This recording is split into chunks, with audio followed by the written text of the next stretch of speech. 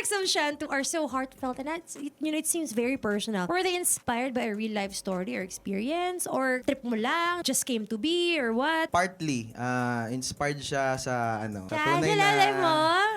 sa tunay na experience dun sa siguro lahat naman ho tayo naghahanap ng eventually makakasama for life na siyang tunay. So, Talaga. ayun, yun yung inspirasyon dun. So, yung pagkakaroon natin ng pangarap na makahanap ng the right person, yun yung inspirasyon niya. There you go. But for listeners who find it hard to believe in, happy endings, mga bitter ba? Tulad ng kausap nyo ngayon, ganun.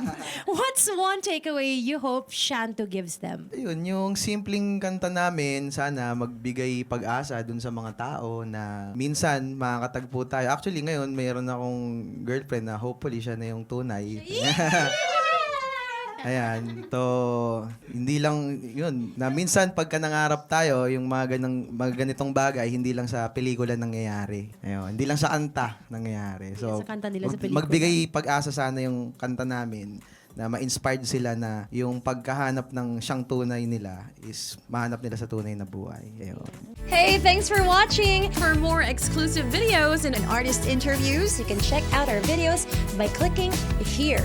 And don't forget to follow us on our social media accounts too. Links are in the description below.